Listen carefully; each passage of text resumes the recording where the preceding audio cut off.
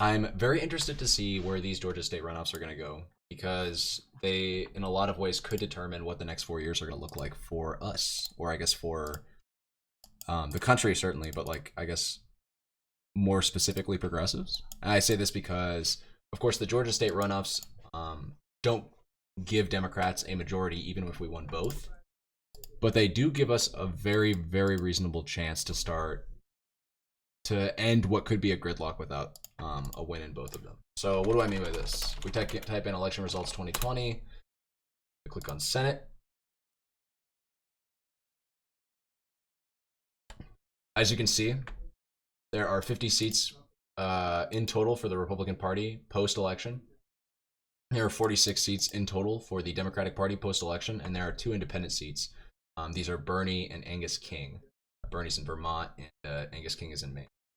Now, there is reason to believe that of the 46 Democratic seats that are across the country, that not all, or even, well, yeah, I'll just say not all of these seats are like super blue, mega progressive, champions of socialized medicine or free or dramatically reduced subsidized healthcare. I know just a few in particular. You have people like Joe Manchin or Joe Monken. I think it's Joe Manchin, senator from West Virginia, often cited as like one of, if not the most conservative Democratic senators still in office. There are also others. As I look this up, I'm trying to remember. On the fly, it's a little bit difficult for me to remember. Yeah, Joe Manchin or Manchin. There's Joe Donnelly, Heidi Heitkamp. This is Indiana. Joe Donnelly. Have I heard of this guy? How do I know about him? Definitely seen his picture before. Let's just learn a little bit about him.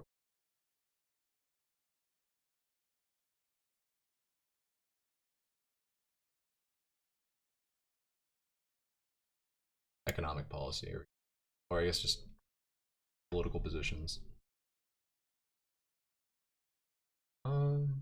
Disgruntled Dems who think he's far too conservative. What do you think about taxes? He voted for the American Recovery and Reinvestment Act, the stimulus package that was passed by Barack Obama. Voted against the Temporary Payroll Act. I just want to know, like, what does he think about healthcare, for instance? That's usually a pretty good litmus test. Apparently, he opposed Republican tax reform legislation, the Tax Cuts and Job Act, saying in October 2017 that he was open to supporting the plan, but wanted to see more detail and be assured focus on substantial middle class tax relief. Seems like a populist, just on a very surface level. Yeah, healthcare. Here we go. He was a co-sponsor of the Medicare Prescription Drug Negotiation Act of 2007. Voted against the Prescription Drug Act or Drug Imports Act, which would have allowed funds to be used to prohibit the importation of prescription drugs. Okay. Sponsor of the Children's Health Insurance Program Reauthorization Act. Voted for the PPACA. Proposed changing the ACA's definition of full-time work from 30 hours to 40 hours. Okay. A little bit of means testing there. Gotta love it. Wouldn't expect anything less. From a Dem.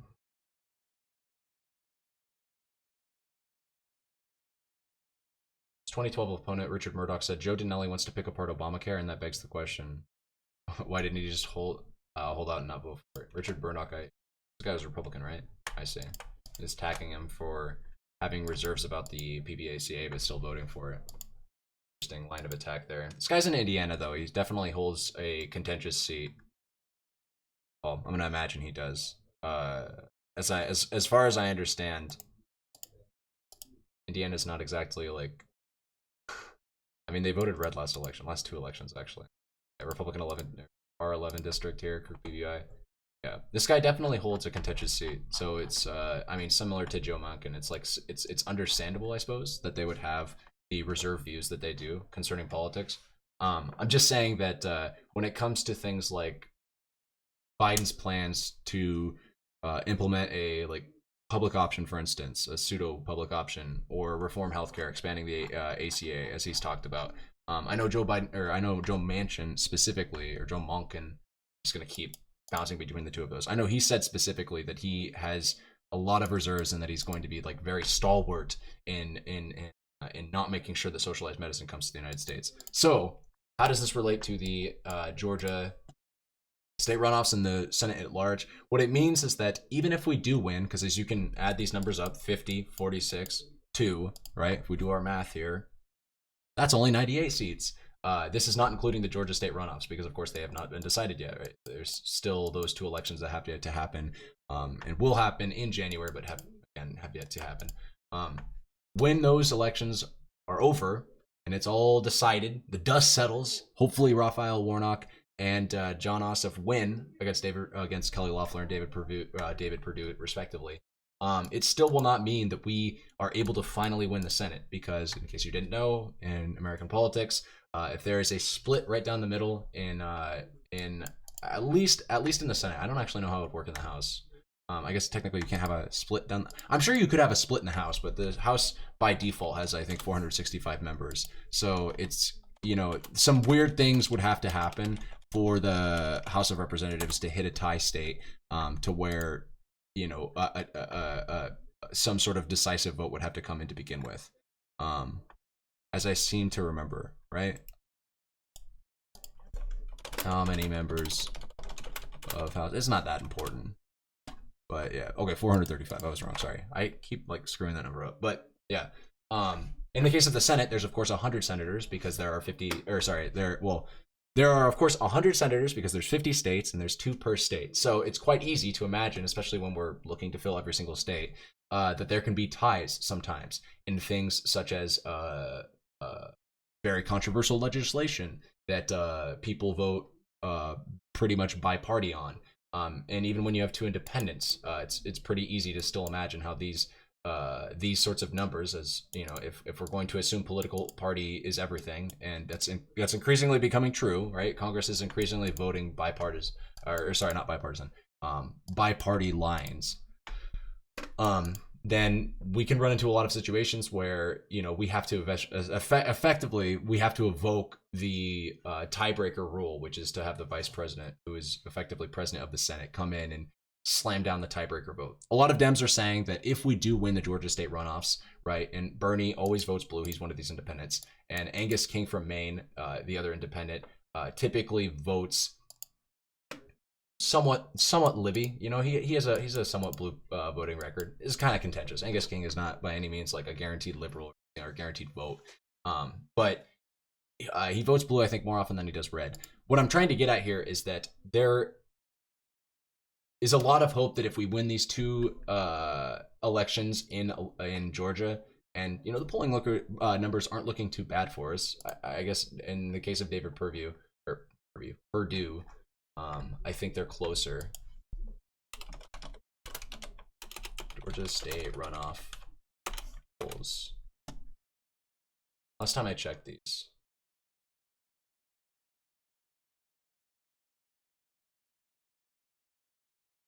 So, I actually didn't realize that Loeffler was pulling ahead in some of these polls. I guess more often than Ossoff is. That's interesting. Damn. This is recent too. 12, 11, 04.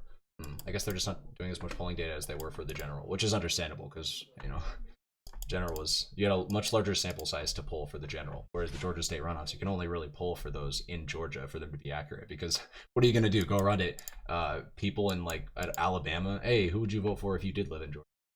Yeah, so interesting to see. As you can see, these numbers are well within any decent polls margin of error. Even this one, right? 3%, or I guess this is another, but plus or minus 3%, plus or minus 3.2%, right? 47 to 50, 47 to 46, 48 to 46, 45 to 50. This was a little bit of a wider spread.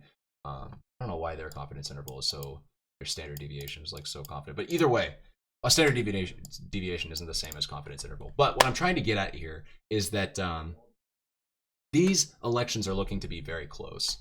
Right, in aggregate numbers, you got a Raphael pulling ahead with a 1.6% lead, and Ossoff just barely scraping by with a 1% lead.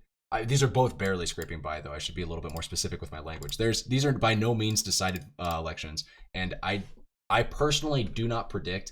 For instance, I don't predict in elections like this. If people were to ask me how do you think it's going to go in Georgia, right? I would not feel comfortable I would say my preferred candidates, of course, are Raphael Warnock and John Ossoff. But by no means would I be like, oh yes, like Warnock's got this on a stack. Even though I guess my stream title a few days ago said that. Of course, that's to be controversial. That's by no means indicative of my actual understandings or like prescriptions for how these elections are going to go. Because again, we don't know ultimately, and nobody does. Anybody that's telling you they do is a liar. These are very contentious elections. If I can say that any more times, I'll say it one more time. These are going to be very contentious elections. And even if we do win them, right? I'm not trying to be super doomer about this, but even if we do win this, win both of these elections, I want to make it abundantly clear that we do not by any means guarantee the Senate. Because again, like we would still need to pull every single Democrat in the Senate on any sort of piece of legislation that we're sponsoring or that is sponsored and goes through the House. Like we would still need to have the support of every single Dem, all of them, Joe Manchin, Joe Dinelli, all of these, Heidi Heitkamp, John Tester, fucking Democrat from Montana, like Claire McCaskill, who's from, I think, is that Missouri? Yeah, like these are, Doug Jones from Alabama, Bill Nelson from Florida. It makes sense, like as I'm reading through this, why these people have, for being Democrats, for being Senate Democrats, why they have conservative voting records. And it's because they hold very contentious states, right? These people, I don't think it's fair to assume they're just hiding their power level. And once if we ever do once we control the Senate, if we ever do, like we're gonna, they're gonna show their true colors and just completely fuck over their constituency. I'm just gonna vote completely on party lines 100%. Because again, I want to stress, like I know Joe Manchin wouldn't do that. He's gone out. It would be political suicide for Joe Manchin to suddenly do that because he's made so many statements himself publicly saying that he has no intention of doing that. So this is not a win, right? I'm not trying to be doomer. But this is not like, I mean, it is a win. Any Senate seats we win is a win. It makes it easier for us to get that simple majority when we're reaching across party lines to get support for any legislation that is sponsored that's progressive, right? It does help significantly for us to pull Republicans over, and it shows it shows political harmony, right? If nothing else, but even more importantly than that, it increases our odds of getting legislation pushed past Senate Democrats that would otherwise block it. So, it's a good thing. I'm happy to know that there is certainly a chance that we could just like effectively end all gridlock right here and now by winning these two seats. But I'm not hopeful that this will be the straw that broke the camel's back. And that, again, for as much as I sometimes hate electoral politics, we'll still need to play them.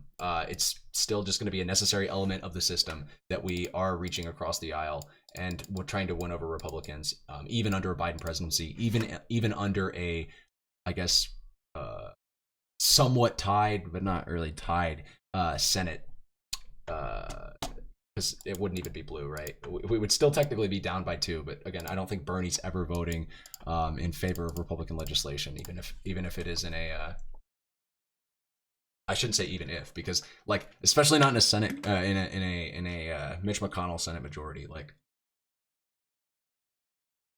Bernie's an independent because he feels disaffected that the Democratic Party isn't progressive enough, not because he feels as though no political label can define his centrist views. Of course, right? Anybody that knows anything about politics and has been paying attention for the last 8 years knows that, or I guess I should say like last 5.